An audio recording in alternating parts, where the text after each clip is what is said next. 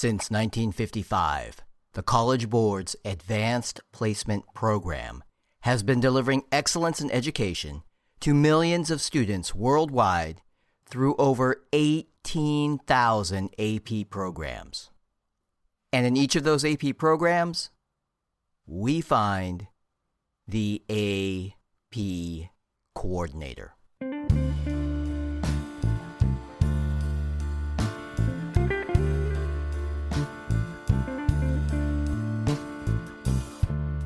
So, what makes a good AP coordinator? Well, I believe the best AP coordinators are dedicated, motivated, and of course, coordinated. I'm Derek Cometa, and this is Coordinated. Thanks for joining us for a series of interviews with experienced and incredibly talented AP coordinators. This school year, more than just about any in recent history, presents some unique and unprecedented times for schools and AP programs. Perhaps there is no better time to share our collective voices and perspectives. Period 1. Dedicated. Wearing multiple hats. Well, that can be tricky. I mean, can one really wear multiple hats at the same time? Or do you spend all day taking them off and on and off? Either way, it's pretty clear that not everyone can do it.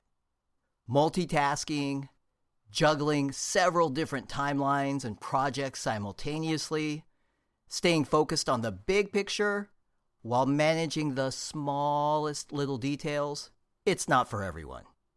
In education, at the high school level, those who can do it, well, I believe they stand out in a crowd. Two who stand very tall, two of the best AP coordinators and testing coordinators around, David Chehey from Boise, Idaho, and Karen Mayton from Waco in Central Texas. David Chehey, Karen Mayton, welcome to Coordinated. Thank you for the opportunity, Derek. I'm looking forward to the conversation. Same here, Derek. Thanks for having me here today, and I am so excited for our conversation. Well, thank you both for making the time.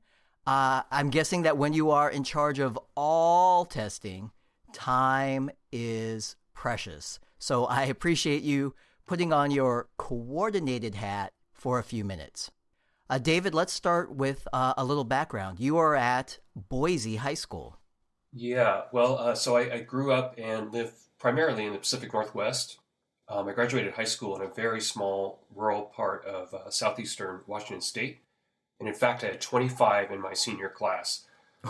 So, just 25? So 25. Suffice to say, we did not have any AP courses or very little to no college or advising or counseling services. So that's probably part of why I ended up in this business for sure.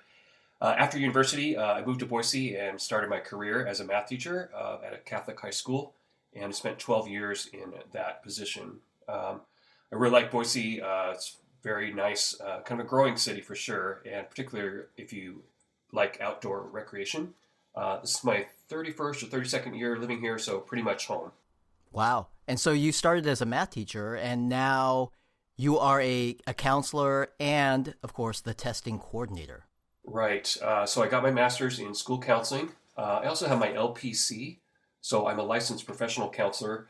To, in theory, maybe open a private practice someday, who knows? But I started as a counselor for 4 years at a junior high, and then this is my 17th year at Boise High.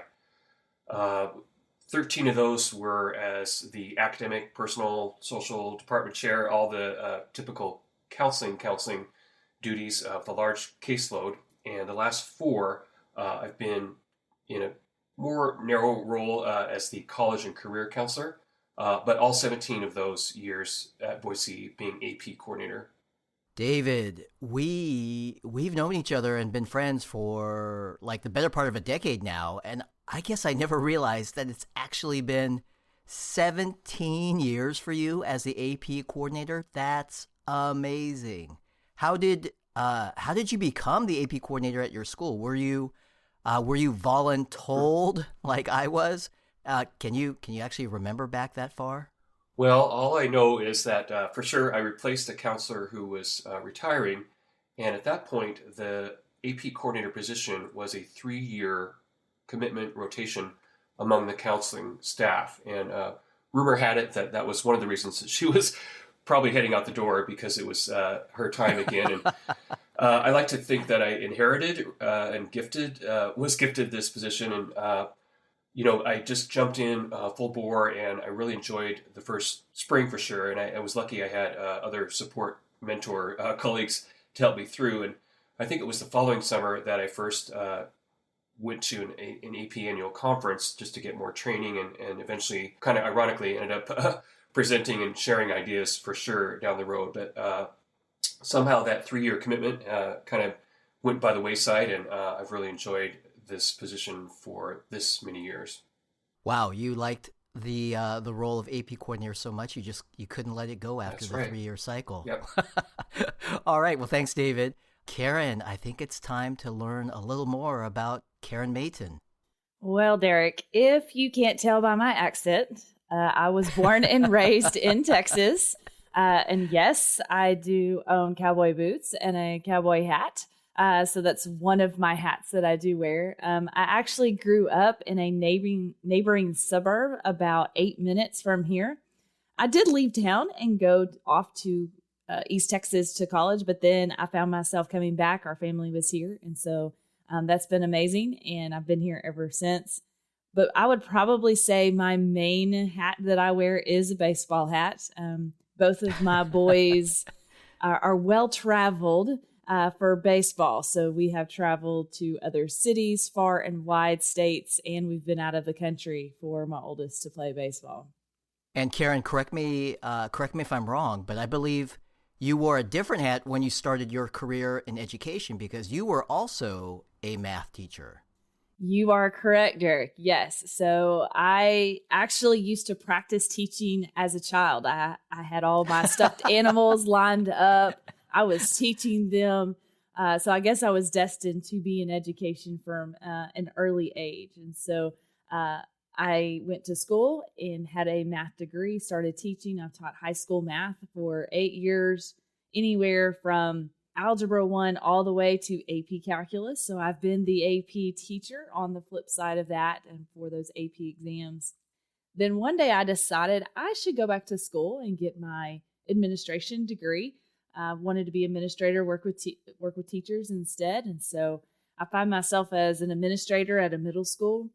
But that, of course, entailed another hat as the testing coordinator if you're going to be an administrator at the school. So 1 year of that experience, I was actually approached at the district level, and I became the district testing coordinator in charge of all testing for the entire district as well as accountability. Wow, that's quite a journey. But that journey just recently took another what's the word I'm looking for? It took off in another direction because you had an exciting change in your career path since you were the AP coordinator working at that district. And I can't wait to talk more about that. Yes. So despite the challenging times that we're facing in 2020, I made a career shift. It's still in education, but now instead of being at one district, I'm now at a regional service center. So I support all districts in that region for all testing, accountability, data analysis, high school graduation requirements, and of course, AP coordinators. Of course. All right. And speaking of AP coordinators, everyone, we're going to take a quick break, and then we'll be right back to dive into Karen's new role a little bit deeper. But now, a word from one of our favorite resources for AP coordinators, the AP coordinator community. Hi, AP coordinators. I'm Carrie Larison. And I'm Carrie Franz. We moderate the AP coordinator community. This is a free online platform that connects over 6,000 AP coordinators from around the world. One of the primary uses for the community is to host coordinator-related conversation and collaboration. Many coordinators feel all alone at their schools and do not share the role or have an assistant. Right. And the opportunity to engage with other AP coordinators, especially around best practices, is so helpful. Plus, I like to validate that what I'm doing is correct or that I haven't missed any important tasks. New coordinators learn a lot just by seeing what is asked and answered, and even experienced coordinators have been learning a lot of new things these past few years. Yeah, here's a good example. Recently, there was a collaborative exchange between experienced coordinators. The topic? How often everyone submits updates to their AP exam orders and AP registration and ordering. I thought this was an excellent discussion. Some coordinators do this every time they make an update, and others less often. It was great to see all the thoughtful comments and suggestions from our peers because there ended up being really good reasons for each option. In this case, there's more than one right way to get the job done. By now, you may be wondering, how do we access this community? Just go to apcommunity.collegeboard.org to get started and request your free membership. Again, that's apcommunity.collegeboard.org. And once you're in, you can choose a setting that allows you to receive a daily digest of all activity. This is so convenient since it's sent directly to my school email address. And this year more than ever, we think it's important to be part of the AP coordinator community. Together, we'll continue to find the best ways to support AP programs at our schools. Thanks, everyone. We look forward to coordinating with you. Period 2. Motivated. All right, Karen. So let's get into this. You were an AP coordinator and a testing coordinator at your former school, and you actually supported your entire district as a testing coordinator. That's right, Derek. I was at Midway ISD. It's in Central Texas. There's roughly about 8,400 students in enrollment from kindergarten through 12th grade. We do only have one high school, though. So in Texas, that's not extremely large, but the one high school had about 2,400 students in the one building. So all testing, and I was over it all. And evidently you did it so well that a new opportunity presented itself. And we talked about it a little bit before the break, but let's talk more. So tell us what's going on these days. So that's right, Derek. So now I am the coordinator of testing and accountability at Region 12. For education in Texas, the state's actually broken up into 20 regions because of the span of the state. And so I am over Region 12. So this really means that I help support districts and their staff in all things testing, from screeners, statewide assessment to college readiness assessments, of course, AP testing. I assist in data analysis and accountability. I love meeting with teachers and counselors and principals and coordinators and superintendents, of course. And then lastly, I guide districts in regards to high school graduation requirements in order for everyone to get a Texas high school diploma. Okay, I know that they say everything is big in Texas, but your job, all that you are responsible for, oh my gosh, it's really big, even for Texas, I think. It is quite a bit, but I would not change it for the world. I absolutely love my job, and I love all the many hats. Every day is a new day, and providing all that extra support, working with everyone, especially in AP. And David, my geography is not so good, but I know Idaho is not quite as big as Texas. Now, that said, your AP program is by no means small. In fact, if I'm not mistaken, I believe it's the largest in the entire state. Please tell us more about Boise High School. Well, we are a grade 10 through 12 building, and there's over 1,600 students there. What I love about Boise High, it was established in 1881, so about 7 or 8 years before statehood even. And the building that I work in dates from 1907. So it's just got this classic architecture. I can see the Capitol building from my office and various places on campus. It was the oldest of the 5 public schools for many years, of course, the first and only. So just that history of academic success, and we have a very strong college-going culture. That's not everyone's path, but it's certainly a big one. And I just really like our reputation for inclusivity and challenging academics. And so I want to give a shout out to my teachers and administrators there as well. Just couldn't be at a better high school, in my opinion. And then as far as AP goes, we offer 32 courses. And last I checked in November, when I hit that final submit for the first time, I was sitting right at 1,799 exams. Wow, that is a big program. And David, I know you are not just the AP coordinator, but I have to admit, we've never really talked about anything else. We always kind of just talk about AP. What else are you responsible for? Well, as far as testing goes, that would be the PSAT and the SAT. Plus, you are a full-time counselor, kind of as your side job. Right. So the primary role, and as I mentioned, kind of this switch to specifically a college and career counselor, helping students with their plans for post-graduation. So it's really a lot of fun. It's very engaging work, whether they're looking at a 2 or 4 year college, public, private, in-state, out-of-state, maybe a tech or trade school, some sort of apprenticeship. We have students that are looking at the military or even a service academy. Some students want to take a gap year or go straight to the world of work. So my job is really providing access and resources and ideas and supporting all the things about life after graduation. So it's really positive and fun and rewarding. So it would seem fair to say that you are juggling multiple hats all year long. That's correct. There's always something to do for sure. So no matter what time of the school year, we've got our duties and roles pretty well laid out for us. That's a perfect segue, because that leads me into my next question. I'd like to talk about how your school year normally flows, but as we know... Yeah, this is anything but a normal school year. Right.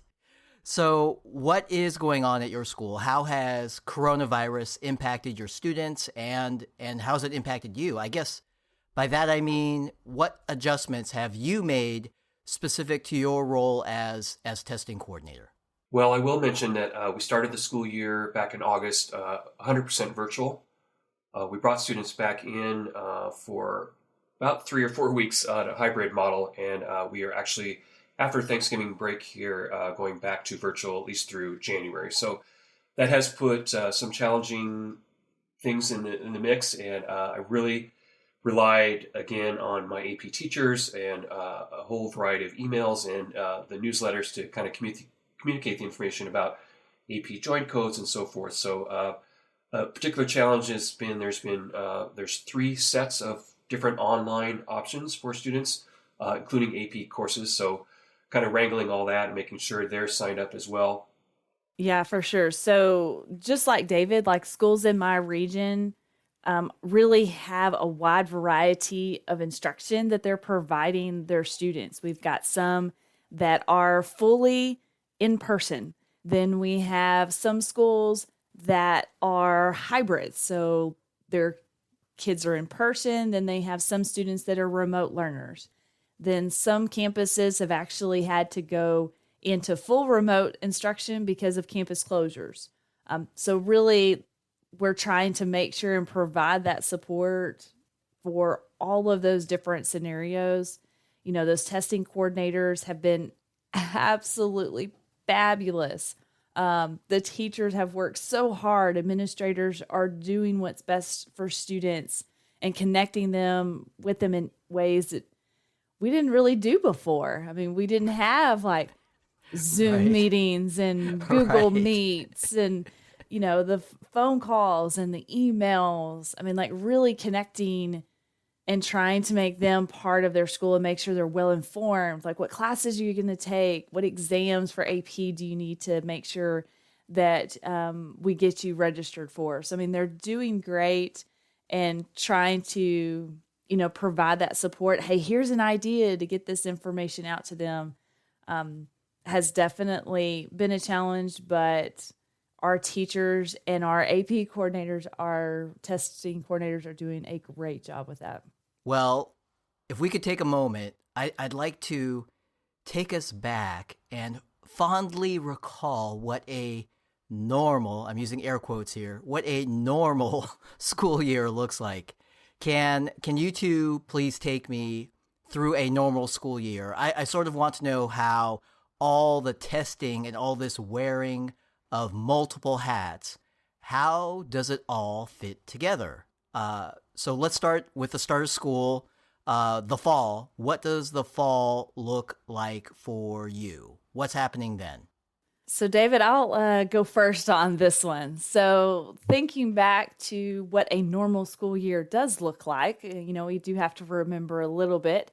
So, really, at the very beginning of the school year, we're getting ready for setting up AP registration and ordering. We want to make sure that when the teachers walk through the door, everything is lined up. When students walk through the door, they're ready to go with their teachers. And so getting all of that set up, ready to go. Adding in the professional development for teachers, for staff, for administrators, so that we're all on the same page. And that way we can provide that best instruction and information for those students. Then we finally make it to October. October seems to be a very busy month. You've got PSAT for 8th, 9th, 10th, and 11th graders trying to do that. In Texas, we also administer what's called the TSIA. It's through Accuplacer, which is a College Board Readiness Assessment as well. We do that large scale in October. And then, of course, we get to November, where we want to make sure that we order all of our AP exams on time before that deadline. And then somehow in the middle of all of that that's going on during those months, there's multiple trips to campuses to discuss data, working on interventions at the student level, campus level, and district level to make sure that we're doing what's best for kids. Yeah, so I've got most of that, many of those things as far as AP for sure, including I'm also responsible for the AP audits on my site. So getting new teachers up and running on that, just making sure our ledger and courses work well for the audit. And then this year, we brought on pre-AP. So we had 600 new sophomores to create College Board accounts and join that class. In a typical year, I would have given the PSAT to over 1,000 students in October because we test sophomores and juniors on that school day. And then, as Karen mentioned, October, pretty wild month for me in the college center as far as setting up and hosting college visits. A lot of early action and early decision applications going out. We have something called College Application Week, and then I host FAFSA and financial aid nights. And then I'm in charge of a national college fair, hosting that in Boise at the end of the month. So I typically say, if I get through November 1st, I'm in pretty good shape for the rest of the school year. My gosh, my head is spinning just thinking about all these things that you are both doing in the fall. I'm going to take a deep breath and then assume, and maybe assuming is a bad idea, but do I assume correctly that winter is pretty quiet? Oh, no, Derek. I mean, I'm glad that's like the joke of the day for me, that winter is quiet. Winter is nothing quiet. There in the state of Texas, we have statewide testing in December. So actually some of the fall is prep for that. And then we administer those about a couple weeks before we even go on the holiday break. But really a lot of the winter is prepping for the spring, making sure everything is in line, communication is there, start planning ahead, reserving things, talking to people. But of course, there's always attending trainings, there's always providing trainings, and then, of course, there's always visiting campuses for a multitude of needs. Yeah, and again, same for me. Winter's pretty busy with the next kind of big deadlines, December 1st, December 15th, January 1. I do take a slight break and am able to look at AP. So kind of in a normal school year, this is when I'm also starting to line up my proctors, looking at the testing room situation. We use the gym, so there's a lot of details with that. Check my recording equipment because of the 3 languages and the music theory.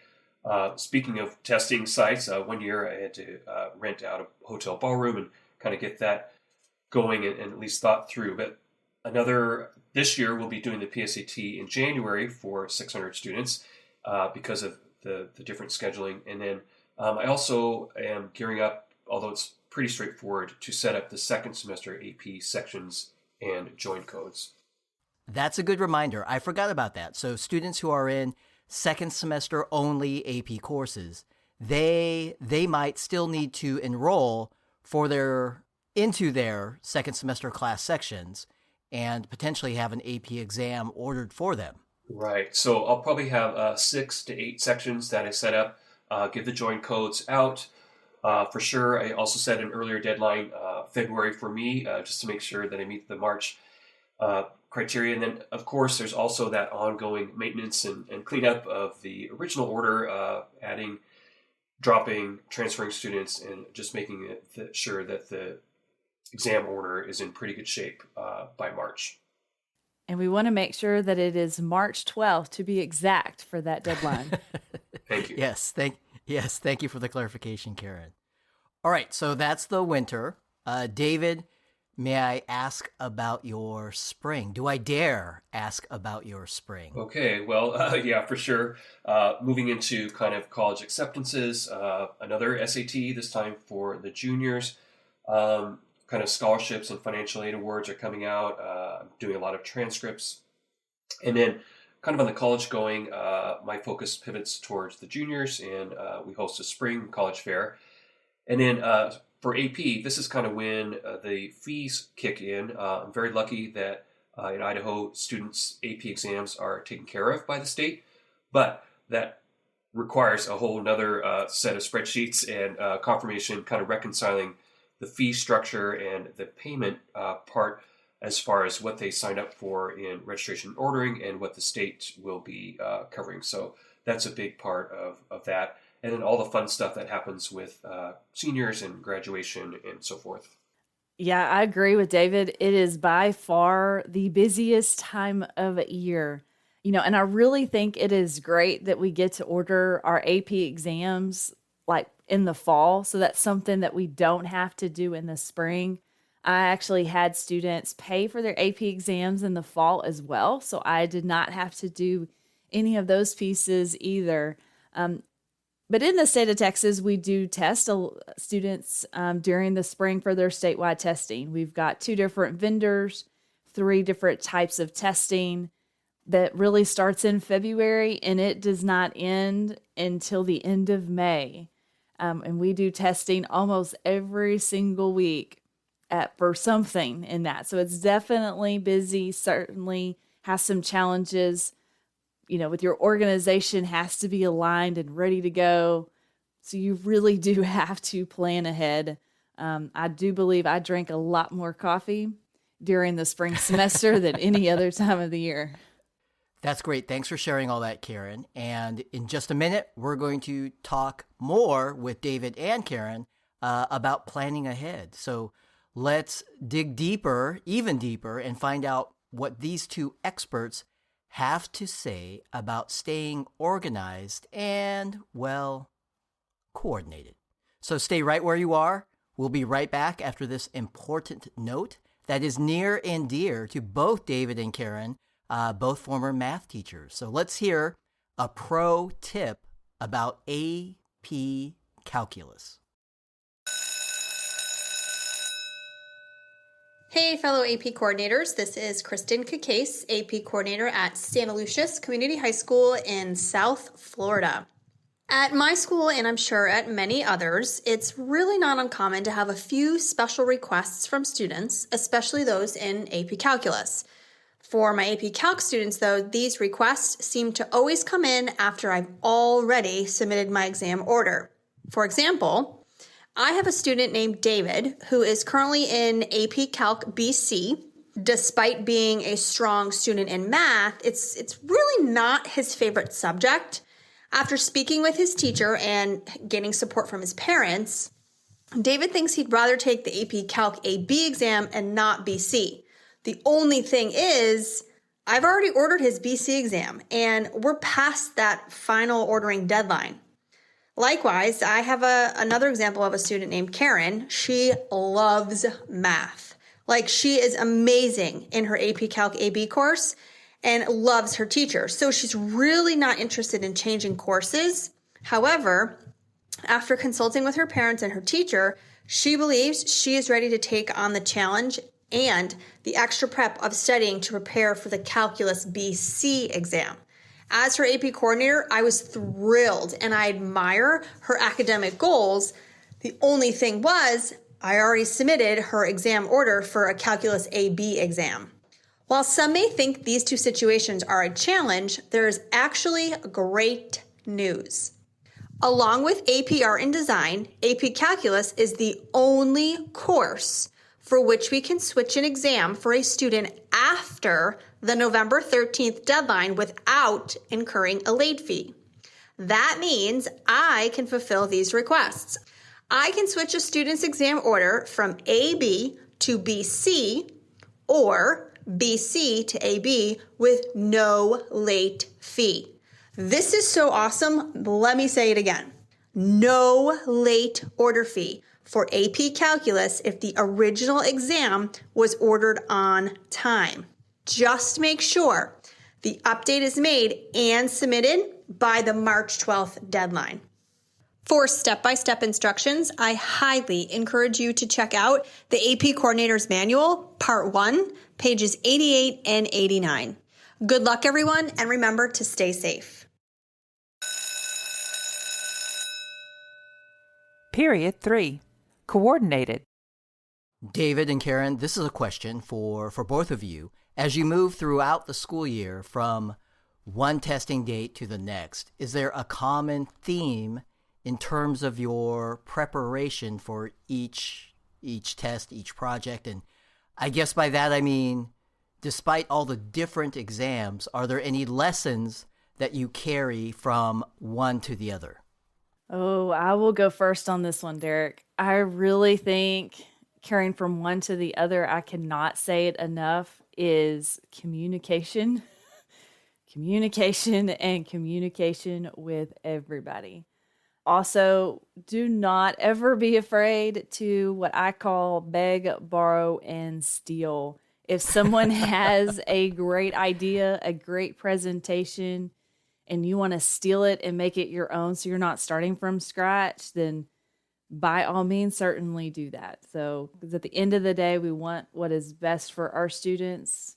Yeah, and I think just in a little different realm, in addition to the calendars and the to-do lists that we all love and enjoy crossing things off and setting things up, something we probably don't talk about quite as much involves kind of self-care. And I just notice from project to project, month to month, depending on what's happening, that can kind of get away from us. So I'm a huge believer in making sure you pay attention to kind of that work-life balance, stress management, setting boundaries. And so throughout those testing months, whether it's going on a run or taking your dog for a walk, yoga, gardening, painting, meditation, you name it, I think the coordinator is at their best when you've got rest and good nutrition and good support around. So, particularly in May, that might slip by the wayside, but it's just even more important. So self-care and boundaries are still very, very much part of that schedule. And also just taking a minute to celebrate success seems like kind of gets you onto the next project for sure. That is great advice. Thank you for sharing that, David. I need to be more mindful of that myself. Karen, when you are preparing for AP exams in May, which David just talked about, May is pretty crazy. What's one thing that sneaks up on you? Something that always takes a little longer than you think it will. Every year, what typically takes a little bit longer is planning for the SSD accommodations for those AP testers. Right. That is a double, triple, quadruple check. Lots of conversations. I was Right. also the SSD coordinator. So going in and making sure that the decisions made by College Board were the ones that I had listed. Everyone was in the right rooms. Proctors were trained with those accommodations. All materials that were applicable were provided.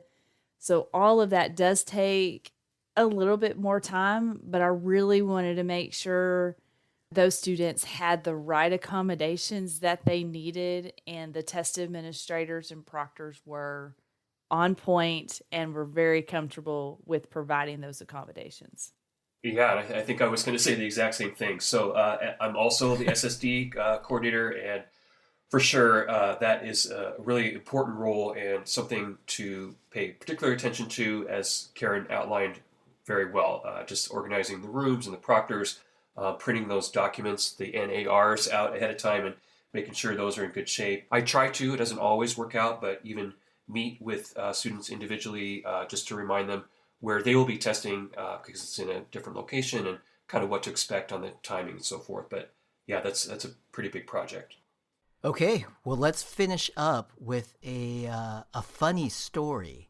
So how about, let's see, what can I ask here? What's the wackiest thing that's ever happened during AP exams? Well, certainly memorable was the time that the fire alarm went off during the Spanish language exam.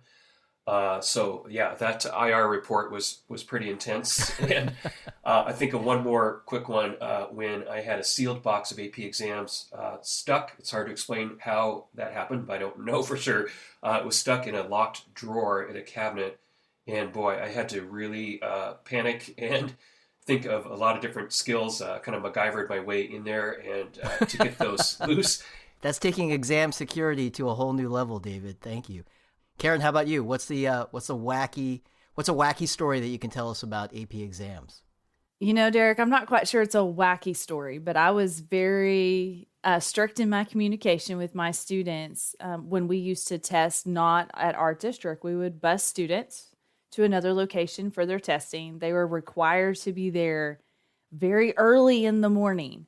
The bus would leave when I said it was going to leave. And so we had left, and about a couple minutes later, I get this phone call from this assistant principal and goes, I have a student of yours that needs to take a test that's still here at school. I'm like, well, they missed the bus. Testing starts at this time. And he goes, well, can I drive the student there? And I'm like, certainly, but they have to be there by this time or I'm not going to let this student in. And so lo and behold, I get everybody off the bus. We're making sure everyone's where they're supposed to be. And lo and behold, here comes the assistant principal in the car. The kid jumps out of the car and runs into the building. And I'm like, okay, you're fine. You got here in time. I knew they would because it wasn't very far, but it was certainly the panic looked on the student. I'm like, you're fine. You're going to be able to take your AP exam today. I'm so glad that you made it here. Oh my gosh, that's a great story. Everyone's chipping in to make sure students get to their exams on time, even administration. That's great. All right, team effort. All right, well, speaking of this team today, you both have been so amazing. This has been a really great conversation. We appreciate you spending some time with us and sharing some of your great tips and, of course, a few funny stories. Thank you for having me here today, Derek. It has been great, and I'm so excited to be able to connect with so many AP coordinators. Yeah, I really appreciated the acknowledgement that you bring to the table for the different roles that we carry. And it was really fun, Karen, to visit with you about wearing and sharing some of the same hats today as well. All right, you two, funny stories aside, we do like to finish our show on a serious note. Karen Mayton, David Chehey, what does being an AP coordinator mean to you? Derek, for me, it is seeing and hearing the wonderful stories from students that have worked so hard all year long in their AP classes. They take their AP exams and they earn that college credit. that they do not have to worry about once they graduate high school. They are so excited. Parents have sent emails, and really kind of seeing that and helping students out with that has been fabulous. All the blood, the sweat, and the tears and stress during the year was all worth the while. Yeah, and I think that I just kind of keep coming back to that advocate role. Probably why most of us went into teaching, administration, counseling to begin with, kind of working with students where they are and just that sense of accomplishment and growth. We provide support, resources, encouragement along the way. We may not know all the answers, but we certainly can find them and help students with their goals. And certainly AP fits right in that mold. I just think it's such a powerful and interesting program that proves whether they even take the exams or not, being in those courses and getting ready for college or life is so valuable. And so probably owing to maybe where I am in my career, I kind of start these conversations about purpose and gratitude and making a difference. And I certainly feel like the AP program fits those to a T. So I think that the coordinators have a huge responsibility and a fun role and definitely a positive impact on our students and families moving forward.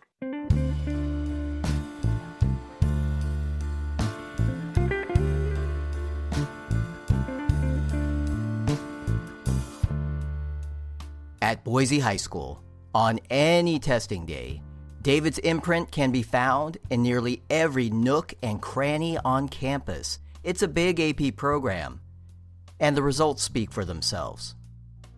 In the 17 years since he started as AP coordinator, David's program has approximately doubled in size. It now stands at 32 different AP subjects and is closing in on nearly 2,000 AP exams each year. And Karen's scope of influence? Well, it covers a lot of square miles in Central Texas. In total, she helps to support 76 public schools, 10 charter schools, and 22 private schools.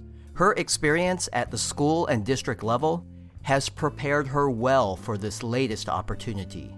We are excited to hear about the positive impact and success in Region 12 for years to come. AP coordinators, wearing multiple hats, changing every season, sometimes changing every day. Amazing AP coordinators, combined with great AP teachers and school administration, making a difference. Look no further than Boise, Idaho, or Central Texas to see what model AP programs look like. It's there, and many other places, we see what it means to be coordinated. Thank you for listening to Coordinated. Our executive producer is Bill Lankenow, with assistance from Tierra Pinto. Special thanks to AP Coordinator Leslie Ladd for her class period announcements, AP Art and Design student Amy O for her amazing artwork, and former AP Music Theory student Jackie Ray. Our theme music, It's Good as Gold. Coordinated is written, recorded, designed, and produced by myself, Derek Cometa. Thanks to Jim Cluley, Terry Redican, and all my colleagues at the College Board for allowing me to connect with my favorite people in all of education. Please do not miss an episode. Subscribe to Coordinated and share it with your colleagues in education. And if so inclined, please rate and write a review as well. Your feedback is important to us. Just like an AP exam, we'd love to earn a 5. For more information, please visit collegeboard.org/AP coordinator training. That's one word, collegeboard.org/AP coordinator training. And AP coordinators, the lyrics say it all. You are 100% good as gold. I'll say it over and over and over again till I believe it's so.